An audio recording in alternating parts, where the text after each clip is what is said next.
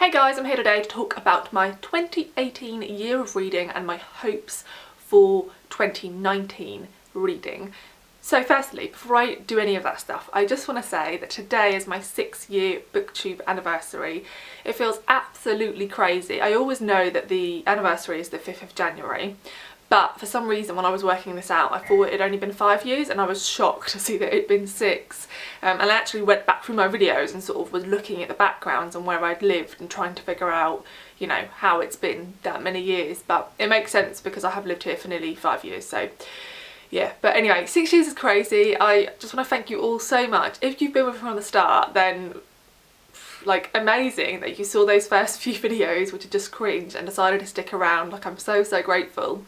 And if you found me since then thank you for you deciding that you like the way I talk about books and you like the books I talk about and deciding to stick around. I'm forever grateful, and it's a really weird thing to talk about and feel like you're coming across genuinely, and I think it gets harder to do that, and this is an uncomfortable thing to say in itself, but it gets harder to do that the more subscribers you have, because I think if you take a step out and if I look back on how I viewed things before I ever started my channel, then I feel like I believed people's thanks for the amount of people were watching and for the length of time they've been doing it way more when their subscriber count wasn't similar to what mine is. This is such a cringy thing to say. And so I just want to say that genuinely I'm so grateful, and I'm forever in awe that, you know, 100 people want to watch, or anyone wants to stick around for 2 videos, let alone the hundreds that I've done. So yeah, thank you so much. And another thing I just want to point out is when I was considering doing some video that would involve me looking back on other videos. I'll discuss it later in this video. And so I was having a look back, and I sort of watched a couple of my first few book hauls, and it was just cringe, really cringe. And I remembered that the first year of doing the channel, after about a year and a half, I thought about giving it up. And that's because when I was editing my videos, I really felt like I wasn't coming across as me. And I just felt like it was all, I don't know, I wasn't acting, but I wasn't confident enough to be myself. And I sort of got to the point where I was like, what's the point in this if I can't just be who I am? And editing someone who's not me feels really odd. And so I decided to properly go for it and to try and be me. And I think that's always a weird thing, because I think, again, people who have never tried to film a video are like, well, what do you mean, are you acting someone else? And it's not that, it's that it takes an awful lot of confidence to sit down in front of a camera, like I'm looking right now at a camera, and to come across completely as yourself. The way you are is usually in response to a conversation with somebody else. The way your humour comes across, or your happiness or your sadness or whatever, that comes across in relation to other things, right? And there is no other things when you're just looking at a camera. So I'm really glad I stuck at it. And if you've been doing a channel for any length of time and you still feel like you don't feel like you completely come across as yourself, then I just recommend really trying. And what I'd find is I'd start to film a video and I'd realise I was doing a voice that wasn't my own again. You know, I'd sound like I was doing my telephone voice. And I'd stop myself and be like, why are you doing this? Just talk how you talk. And I would immediately notice the difference in my tone and how enthusiastic I sounded compared to how it had been previously. So I just, yeah, really recommend sticking at it, because I am so glad that I didn't give up on the channel, because I love it. I really enjoy it. And regardless of how my reading is going, I always enjoy making videos, talking to you guys, and even if I'm not reading a lot, I enjoy being part of a community that does celebrate reading like BookTube does, and always feeling like I can still be really super involved in books even if they're not forming such a large part of my life, if that makes sense. So yeah, thank you so much. I just wanted to sort of acknowledge that it's been 6 years, and you know, I'm really grateful, and it's just crazy. So there's that. So talking about 2018, I had a look back at some of my goal videos and sort of update videos throughout the year to sort of remind myself, and it was really interesting actually to watch my 2018 plans video, because I said loads of the things that I was planning on saying in this video without realising it was going to be a complete repeat. So I feel like a year on and I've not really managed to resolve some of the concerns I had about my reading. and it just shows how quickly a year can go and how lots of resolutions can go by the wayside. So firstly I'm just going to run through the brief stats, and I haven't got any hardcore stats here, and that's because I was using Sophie's spreadsheet earlier in the year and I was really enjoying it and keeping up to date, and as I've acknowledged, some stuff happened with my family, and it's a weird thing because again I had a real conflict at the time as to whether it's something I acknowledge or talk about. There's part of me that feels like there's so many different things to it. So effectively my stepdad passed away really suddenly from a heart attack while he was at work, and it was completely unexpected, obviously. And it's a difficult thing to discuss because I never spoke about my stepdad on the channel, because none of my family are really readers, so it's not something that comes up. So I didn't want it to feel like I was doing it for sympathy, because I'm really not. I also didn't really want to, and still don't really want to, deal with people's comments about it, because I don't know, I'm very open and willing to discuss my life, but anything that involves sympathy, I'm only really willing to do when I know someone well. And I mean to take sympathy, like I'm willing to give it if I don't know somebody well, so it's quite hypocritical really. So I just didn't really want to deal with that. But then it also felt like, I feel like when I just go, I have some family stuff happen, I don't know if I feel like I'm being, I don't know, like, not like I'm teasing people, because it's really not that, but I don't want it to come across like, I don't know. So that happened, and it was obviously awful, and we had a period as a family where, you know, it was yeah, unpleasant, and yeah, so I had a lot of time off work, and I spent a lot of time with my mum, and it disrupted, you know, as it would, it disrupted all of our lives in every way. And so I think just as I sort of felt that my reading had got back on track and I was loving my reading again, and that happened, and I sort of stopped again for 2 months. And then all the reading plans that I had at the start of the year really stopped, because I sort of felt like after that had happened, who gives a shit about these rules and these goals you've like forced onto yourself? Like, just read a book that gives you joy, because at the moment anything that gives you joy is a positive thing, right? So I just scrapped everything, and so yeah, so initially I just want to say that my stats are rubbish, and I haven't followed through any of the goals I said I would, but I don't really feel bad about it because life happens, and yeah, does that make sense? I hope it does. So so my brief stats are that I read 77 books in 2018, which is the lowest amount of books I've ever read since I've had the channel. I think another year I read 92, but 77 is really low for me, like relatively. I know that's a high amount of books for an average person to read, but for me that's quite low. I said to you guys before, I'm a real homebod. I spend, you know, I work full time, but I spend a lot of time at home. I have lots of time to read, so for me that's a fairly low amount. It totaled around 25,700 words, which averages out about 70 pages a day, which averages out at about 70 pages a day, which I read about, on average, again, a page a minute, so 60 pages an hour, so that's only just over an hour's worth of reading. I think that's pretty poor. I get home most days by 6 o'clock after work. I don't go to bed till about 11:30, so to have only spent, you know, an hour and 10 minutes of all those hours reading, I think is pretty poor. And I think, as I said in this video a year ago, it's habit making and breaking. If you go through a period where for whatever reason you're not loving the thing you love as much, whether that's reading or something else, then you fall out of the habit of doing that thing. And I'm definitely somebody who's very affected by habit. And so because it then wasn't normal for me to read as much, because I just couldn't find, I was losing myself in books, or wasn't enjoying books as much, even if something had then switched and I could then lose myself in books and enjoy those books as much, I wasn't doing it because the habit just wasn't there anymore. And I feel like I need to acknowledge that I need to sort of actually try and form that habit again, which sounds like a bizarre thing to say and an odd thing to admit for something that I profess to love and adore, because surely I should just want to do it naturally. But for whatever reason, it's just really easy for me to kill hours just like looking at Instagram or watching booktube videos, or just, I don't know, just like looking at books that I'm not going to buy. Yeah, so I just time waste a lot basically, which I want to try and stop. So my average rating of books that I read was 3.5 stars. I think that's better than it was in the previous year, and I think a lot of that is because the longer I have this channel, the more confident I get at DNFing books. I DNF a lot of books. I definitely want to try and talk about that more in the coming year.